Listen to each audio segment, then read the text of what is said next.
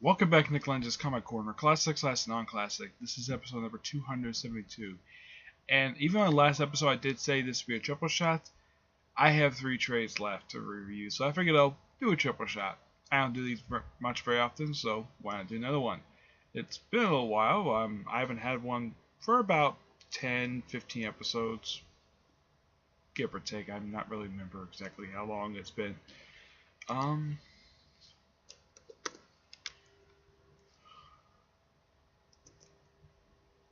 It has been wow, it's been a while. Not since episode 215 have I had a triple shot. So yeah, it's been a while. Almost 60 episodes worth.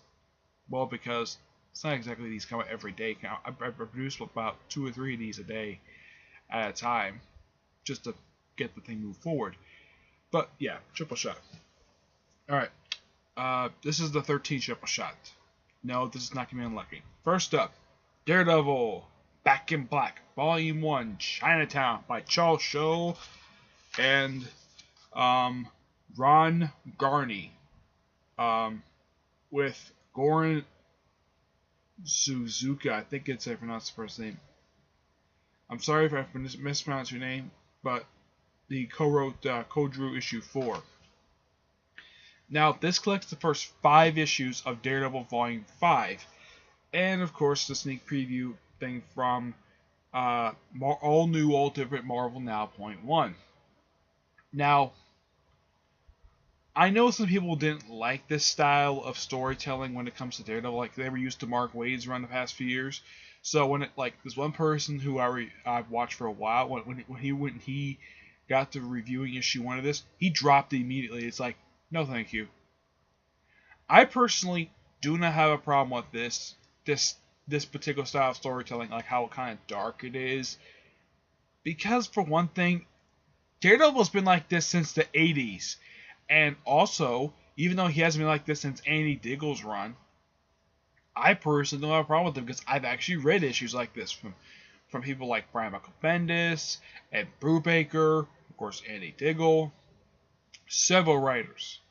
But give or take, yeah.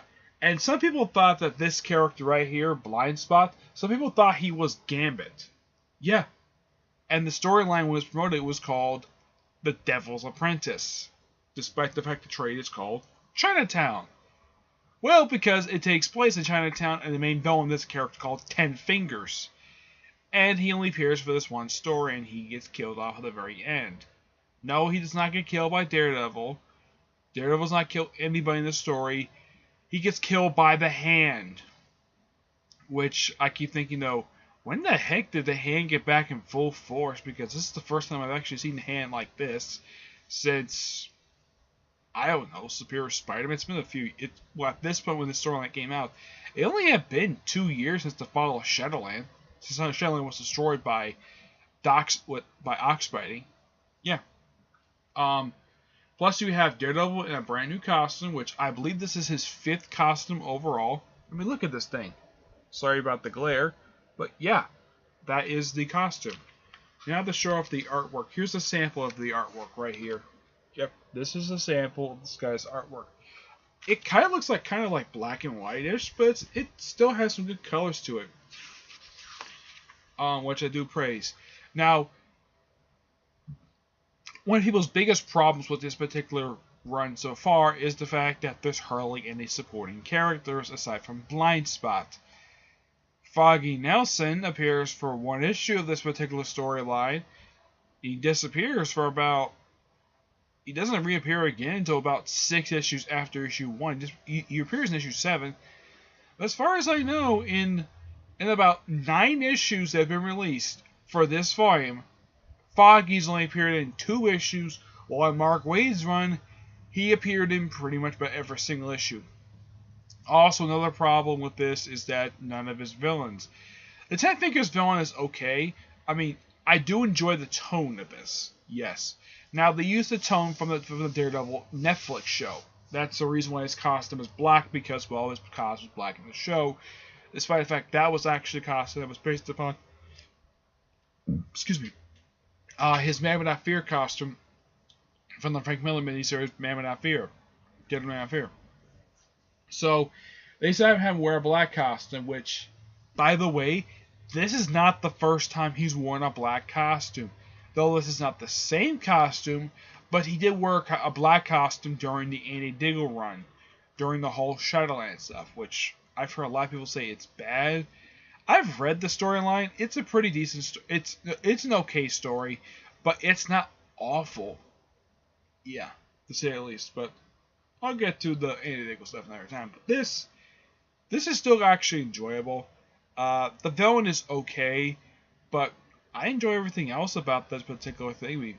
Matt Murdock. I mean, yeah, and still 9 issues in, they have not explained what the heck did he do to get people to forget, with the exception of Foggy, that Matt Murdock is Daredevil, and that he gets his law license reinstated, despite the fact in 2 volumes prior to this, he lost his license.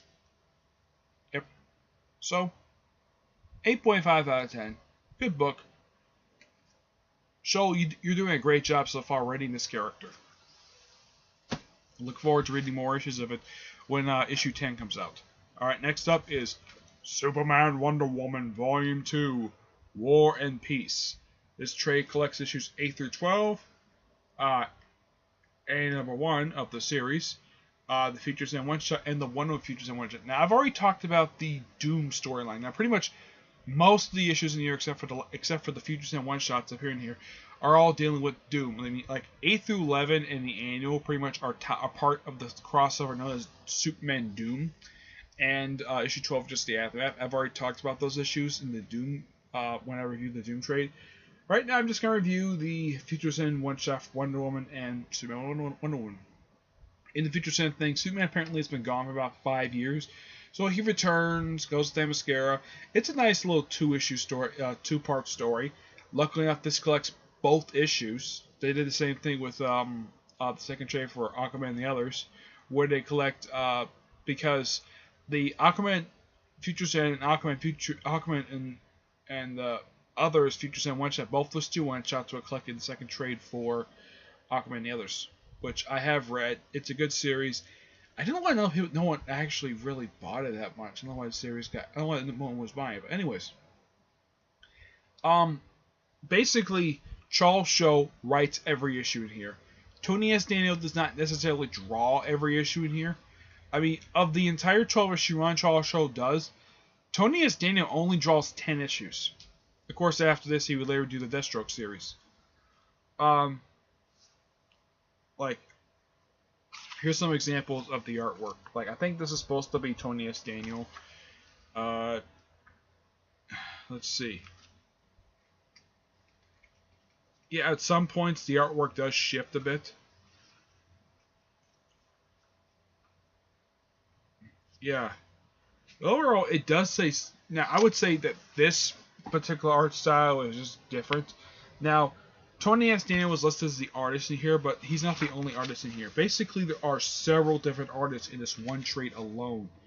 Besides Tony S. Daniel, you have Pastel Exel, Tahoni Salas, Rags Morales, Jose Martinez Jr., Bart Sears, Bart Sears, Matt Benning, Soto Flora, Paulo Sakura, Ed Bennis, Cliff Richards, Jack Herbert, Jamie Mendoza, Vincentita Clefatus, I'm sorry if I mispronounced that name, and Weldon Wong. Tony S. Daniel does all the covers in here with Tamu Mori. Yeah, all the stories in here are written really well. Yeah, just by coincidence, this is another Charles Schultz trade. Though this came out before the Daredevil one did. Yeah, the issues that came out here did, because the Daredevil one came out just last year. These came out, what, about, I'd say 2 years ago? Yeah, it's only been a couple years. But, yeah, the series ended just recently. But all the issues in here are still pretty good. If you want to get more into this, to the Doom crossover, pick up the Doom trade. You only pick this up just for the Future Saiyan one-shots. That's the only reason I picked this up. But I give this book a 9 out of 10. It's a pretty decent book. Alright, next up is Batman vs. Superman Greatest Battles. Yeah, this is like their battles, like the various battles they've had over the years. Yeah.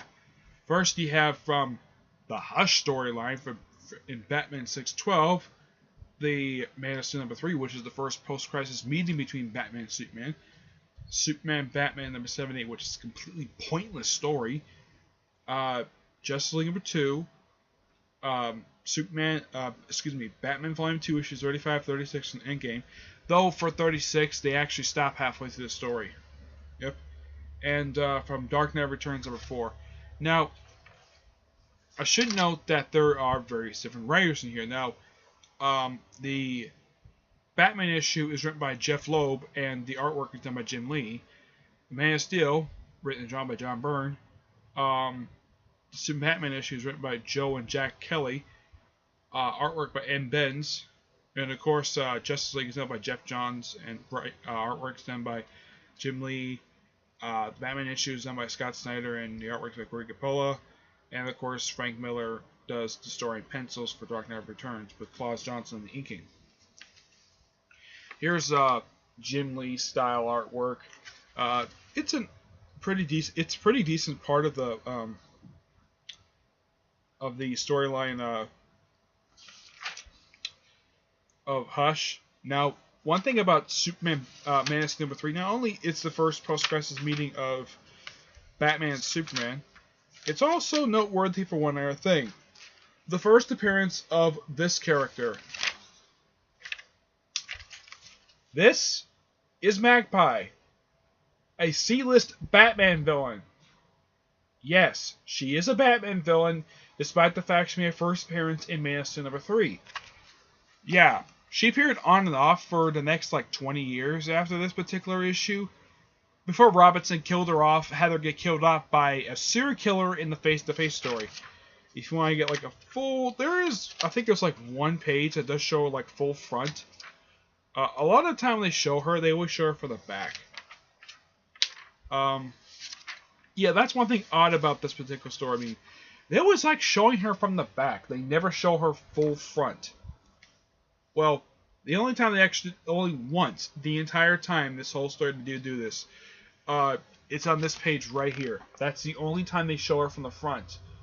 Yeah, in the entire thing, a lot of time when you see her, you usually see the top of her or the back of her, but never full front except for that one panel. But yeah, it's all John Byrne stuff. Yeah, and after the John, it's a really good story. Yeah, I think, what was the storyline that came next? Oh, the Superman Batman #78. It's a completely pointless story. There's no getting around it. It's completely pointless. It has good artwork. I gotta praise the artist for that.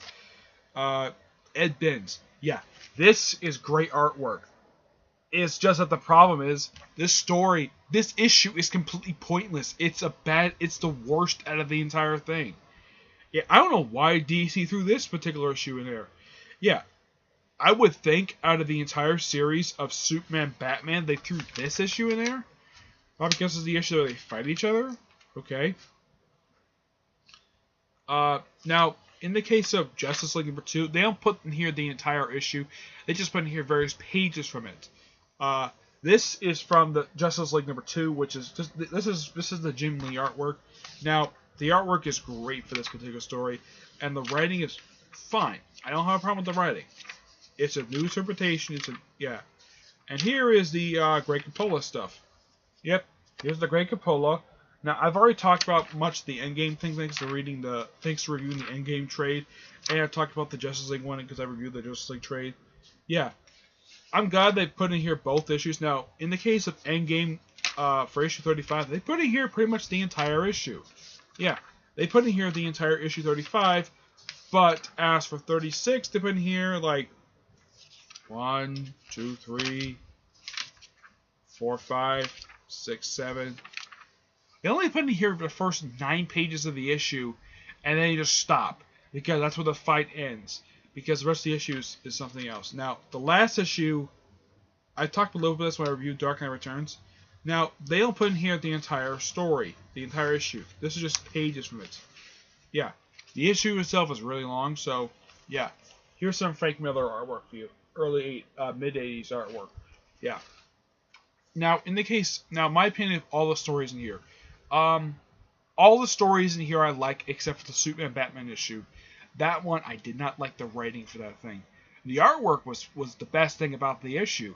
Just that the writing was not that good. I mean, I have nothing against Joe Kelly, but he did not know how to write both these. He was not good. This was just not a good issue, writing-wise. The rest of the issues that appear in here are perfectly fine.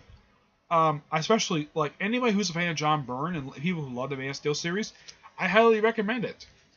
And plus, you get a chance to see the first appearance of Magpie. Yeah, that's one thing about this. For the Man of Steel #3, they collect the entire issue. There's no stopping point in the entire thing. They collect the entire issue. It's like